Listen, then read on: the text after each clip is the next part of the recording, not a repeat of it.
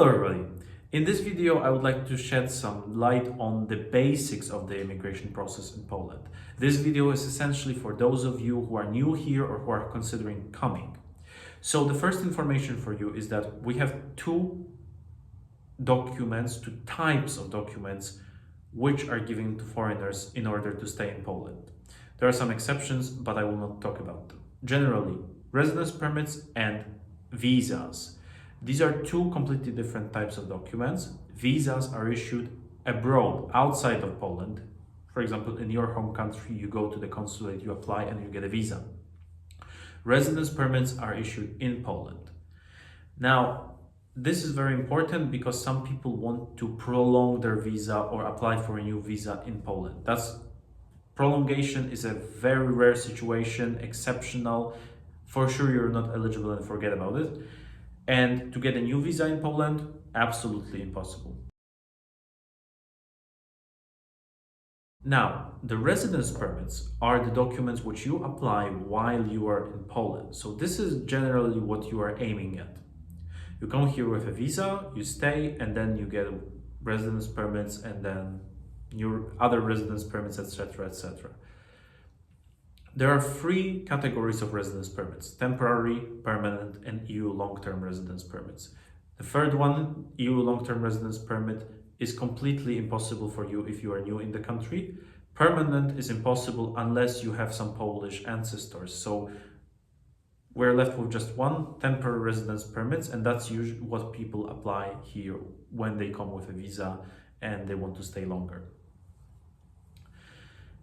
Very important information, these residence permits are documents for ordinary immigration. So for people who come here to study, to do some family matters, to do business, to work. These documents are not for refugees or people who want to apply for international protection. That's a completely different branch of the immigration law, and I will not be talking about it today. What should you do when your visa is expiring? If you want to stay longer, you should apply for a temporary residence permit. You have a deadline, an absolute deadline, which is the last day of your legal stay in Poland. If you apply on the last day of your legal stay in Poland, you are fine. If you apply one day after, you are not. You are illegal, and that's usually something beyond repair. And you get a rejection and possible deportation. So it's so important to apply on time. It's also something very, very important to apply early. Because, all right, you have a deadline. If you apply before the deadline, you are fine. But it's so easy to mix up Monday with Tuesday, or to not realize that your deadline is on a public holiday and you don't have any public post office to post your application. So apply as early as possible, especially that the immigration process in Poland, the residence card process, the residence permit process takes so long.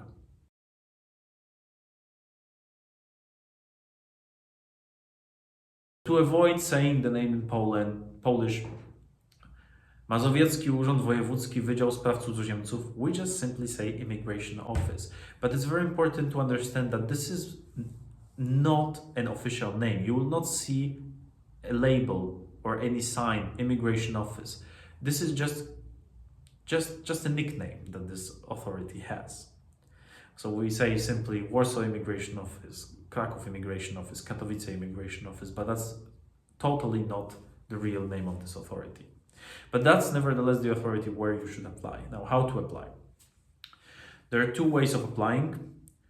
You can apply by post or by submitting the documents in the registry office. That's essentially one and the same category. And you can also book an in-person appointments. Booking an in-person appointments is much more desirable because it's faster. Sending documents by post extends the procedure by at least additional couple months, and then in the end you get the summons to go to the immigration office in person and submit your fingerprints. So you need to go there anyway. That's why it's better to book an in-person appointment. But it's very hard to do so in many places because there are many candidates, there are not enough clerks, and there are also some very dishonest practices such as bots hacking the system and selling the appointments.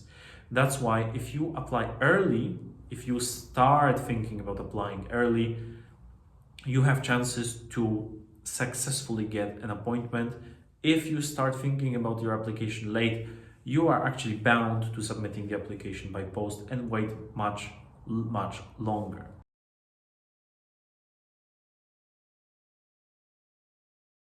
So assuming that you apply on time, what happens next?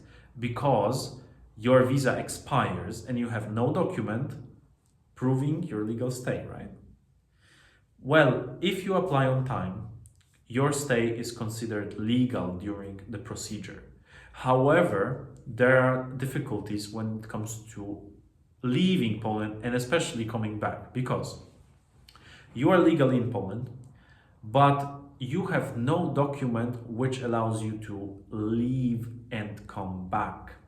You can essentially leave to your home country, but without a new visa, you will not be able to come back. So that's another reason to start application process early, in order not to stay without any document for so long.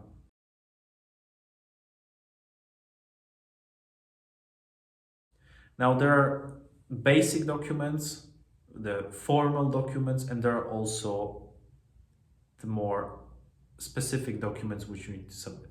So in general, if you submit the application by post, it's completely enough to submit the 2 application forms, 2 exactly the same, copy of all the pages of your passport, payment for the permit, the official fee, and for biometric photos. If you send these things, that's enough.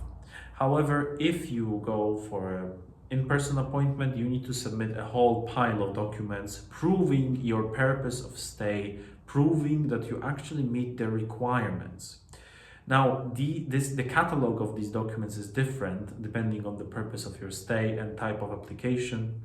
That's why I'm not able to discuss all of these documents, but suffice it to say that you need to prove your purpose of stay, usually income or financial situation, and health insurance.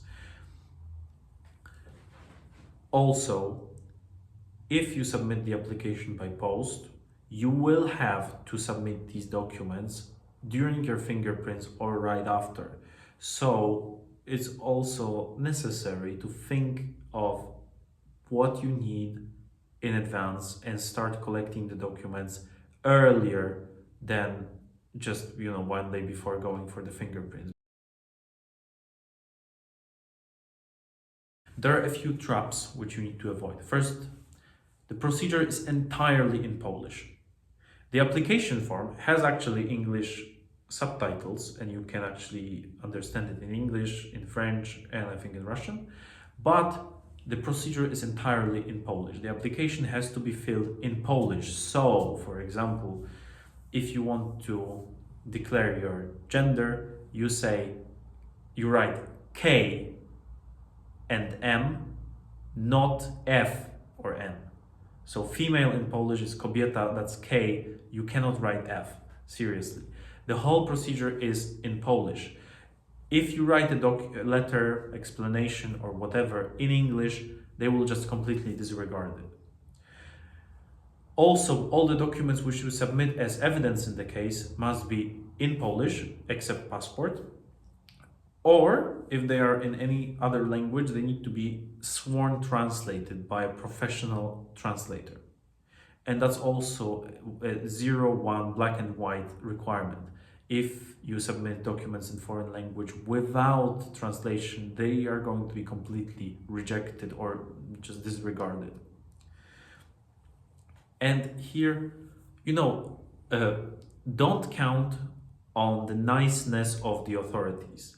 The authorities here are generally not nice, and that's also because they have so many cases and they just can't share their time with you. They don't have time for your particular case more than they have for anybody else. So in Warsaw, for example, when you go to the immigration office, you can't even get any information about what's going on in your case. Are all the documents enough or are they not? You will not get any such information. You can only ask them on the phone or online through the contact form, but the information which they give you will be very, very generic, and they will not answer your questions if they are related to the to the core of the case, like are the documents enough, is my rent contract enough for you or not, blah blah blah. They're not going to answer such questions. They will not treat your requests of this sort seriously. Also, if for example something is missing in your case in Warsaw, they will not even tell you that in most cases. Sometimes the inspectors call, but that's just their goodwill. In most cases, they will just give you a rejection. So that's why it's so crucial to understand this whole procedure, to read about it, and to really know what you are doing, because you can't count on other people who are around you and who are handling your case. That's why if you are here new and you are doing this procedure for the first time, it's a very good idea to hire a professional lawyer, because you have no knowledge of the Polish language, you have no knowledge of the procedure. It's so easy to make a very, very costly mistake. That's why if you need any legal help regarding your residence permit, you can just DM me on WhatsApp or send me an email. I will surely answer you. If you found this video interesting or useful, please leave thumbs up, share this video with your friends, and subscribe to our channel because new videos are coming.